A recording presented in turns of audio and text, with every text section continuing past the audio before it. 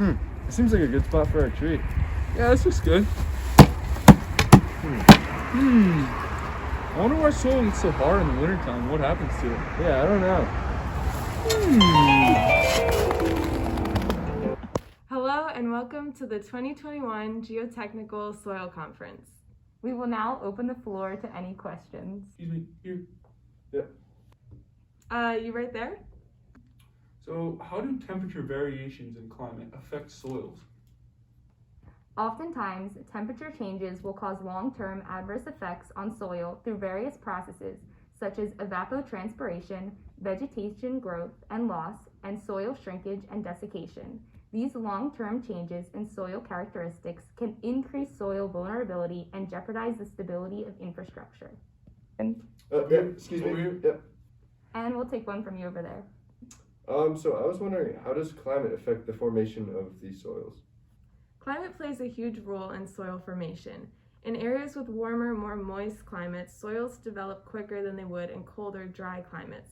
In these warmer environments, processes such as bacteria eating, chemical reactions, and plants rooting all speed up, which directly correlates to the speed of soil formation. In colder environments, all of these processes slow down, creating a slower development of soils. Over here. You right there? So, what kind of soils are most susceptible to freezing? Silt is the most susceptible to freezing, followed by clay, which has moderate susceptibility, and gravel and sand are the least because they are highly permeable.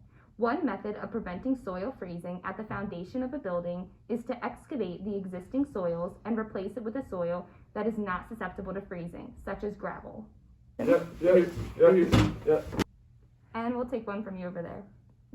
So I was wondering, how does this change in soil affect infrastructure? When the ground freezes, it freezes from the top down. The top layer of soil freezes and bonds itself to the foundation, with the lower layers of soil still loose and able to fluctuate. As the top layers freeze, each layer expands and adds an upward force to the top layers of soil. Since the top layer is bound to the infrastructure, it causes the foundation to lift upward. This change in elevation creates gaps underground that are filled by loose, unfrozen soil, which is then eventually frozen and locked into place. When the soil thaws again, the foundation cannot return to its original elevation as these gaps in the soil have been loosely filled. Excuse me, here. If you want to go? What are some preventative measures to keep soil from freezing and damaging infrastructure? One preventative measure is building the foundation of the structure below the frost depth of that location. For example, in Vermont, the frost depth is 5 to 6 feet, so the foundation of buildings should be at least 6 feet below to prevent freezing soil from damaging the foundation. This is essential for there to be strong soil foundation with proper drainage to ensure that no liquid is static and susceptible to freezing. Yeah, sure, you can go. So what does soil exactly look like when it freezes? Here, let us show you.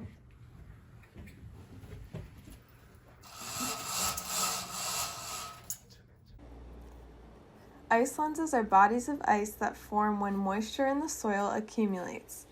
As you can see in this picture, the ice lenses can push the underlying soil or foundation upward or latch onto the side of the foundation and lift it.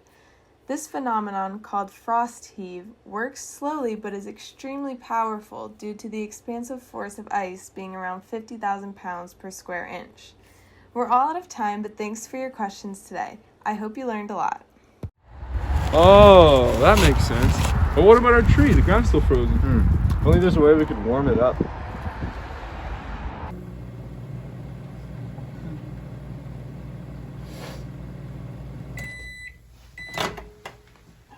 Oh, perfect. Sweet.